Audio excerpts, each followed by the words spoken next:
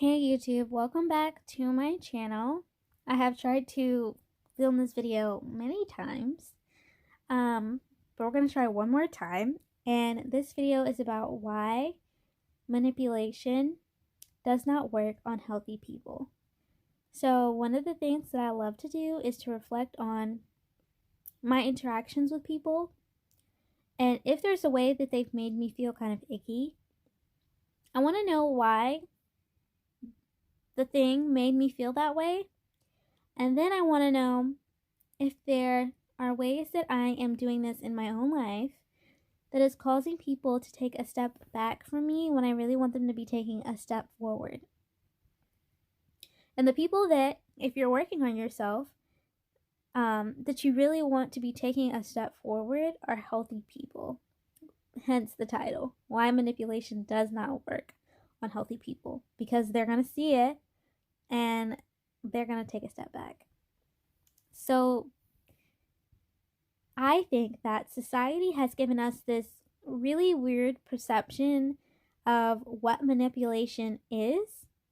And prior to, my definition was very simple, and I would say on par with society here in the West. And that is that when you go into a situation acting a certain way, saying things a certain way, making certain faces, having certain emotions to get a particular outcome that you want, that's manipulation.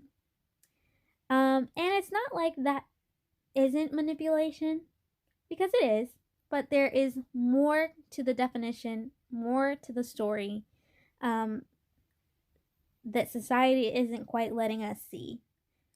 So an example I'd like to give is when you go onto those AITA threads on Reddit and everyone's talking about something their spouse did, or their daughter, or their son, or their friend. They did something, right? And then they go into telling you about their reaction. They yelled, they cursed, they screamed, they got into an argument. And then everyone, a bunch of strangers on the internet, start casting votes about who's justified and who's not. When the truth is that any emotional reaction, faces that we make, arguing, insulting, all of those things we are doing to manipulate someone. And so I think it's really dangerous when we get on these threads and we cast votes about who's wrong and who's right, because we're telling people that there are situations in your life and things that people can say to you that it's okay to flip out, to yell, to scream, to cry, to throw a tantrum, and it helps get you what you want. And if this sounds strange to you, if you don't agree with me, think about YouTubers. When people type like, how can I get so and so to do this? Right? How can I get my man to stop acting like this? You'll notice that they'll say stuff like, make an ugly face, screw up your face real bad, and they'll look at you and they'll see, oh, that's not appropriate. So the whole purpose of that, whether you mentally acknowledge it or not, is to control and manipulate someone to get them to fall in line to the way that you think they should be acting. And it's not appropriate, y'all. If you do that with a healthy person, they will take a step back from you. Okay? And this happened to me recently as well.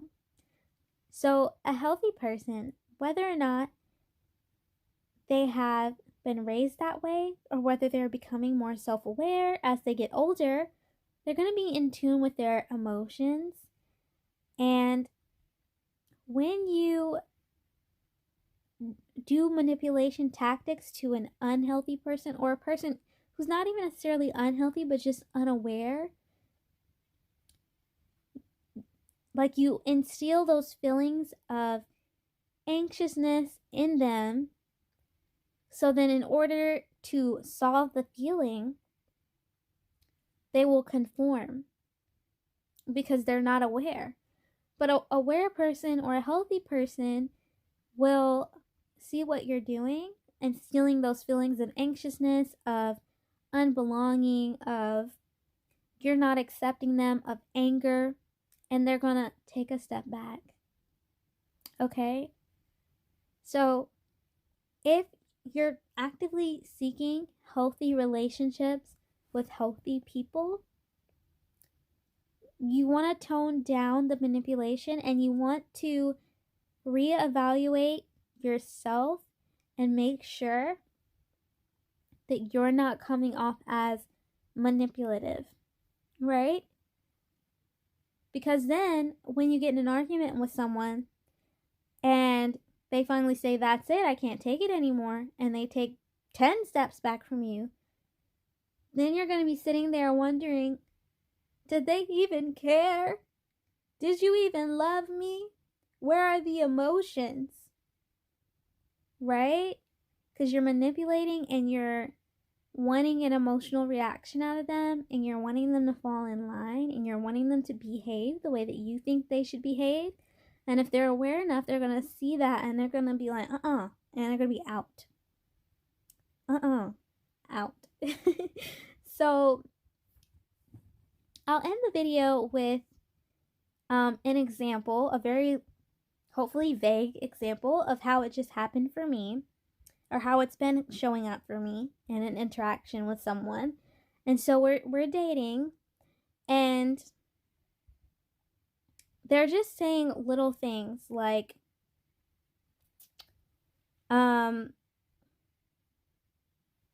people are putting in a lot of hard work this season to get coupled up. And so they've already let me know that they don't say things on accident. They say things for a reason. They say things with a purpose because they want someone to take something away from what they're saying. So what I took away from that is, girl, you better try harder. You better put on your A game if you want me.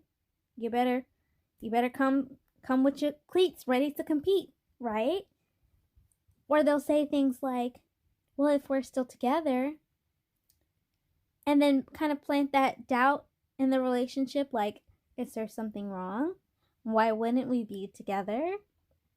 Or they'll say things like, there's nothing you could say to me that will make what you're wanting to do make sense to me, or the thing that you're wanting to do isn't grounded in reality. I don't think it's realistic.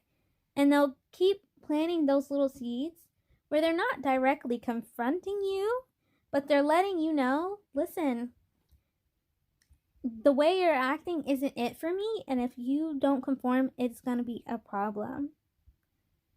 Okay? And so then, me paying attention to the way I feel, now I feel anxious. Now I feel unsure of myself. Now I feel unsure of where I stand in this relationship with this person. And instead of letting the insecurity build up and continue with that person, or running myself ragged, trying to figure out how I can please this person or make things work, when we got into an even bigger disagreement and it seemed like they were ready to take a step back, I took the opportunity to take 10 steps back. And then, if this is you, if this situation sounds familiar to you, which it sounds familiar to me too, I've been on the other end of this as well. Now you're stuck wondering, why don't they care about me? Why was that so easy for them to step away from me? Okay? And it's not that it's easy. It's not that they maybe they don't care for you, but at least in my situation, it's not that I don't care. It's not that I don't love them. It's not that I wouldn't want to be with them if things were in a more advantageous position where we could meet and have a mutual understanding. But it's just that I'm aware enough to feel how they're affecting my immune system now and we're not even in a serious relationship, we're just dating and getting to know each other. And if I feel this frazzled now, I can only imagine how the future is going to go and how much worse this feeling is going to get, how much worse the disagreements are going to get, right? So be really careful that if you're wanting to build healthy relationships with people and you've looked at them and you have determined that they're a healthy person, be really careful about how you say things. What is the intention behind something before you say it, right? Because you might say something and think, oh, it's not my intention to be manipulative. But if it's there somewhere deep down, or if it wells up those emotions of insecurity and uncertainty in a person, they still might take a step back from you. And if that's not what you want, I think this is going to require a lot of awareness on your part. It's required a lot of awareness on my part. And there have been moments where I've caught myself making the face or like just being silent because like I know on the inside I'm feeling negatively about it, but I don't want to say something judgmental. I really want to accept with love and fullness the person that is having an experience with me in that moment. So it is going to be really hard. It has been really hard for me, which is one of the reasons I'm making the video.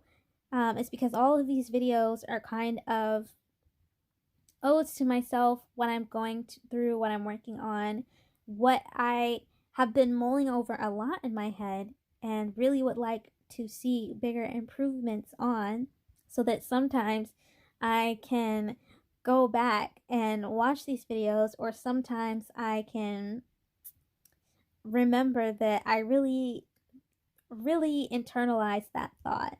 And it really helps me be more intentional in the future. And it also helps me not give unsolicited advice to people who aren't asking me for it.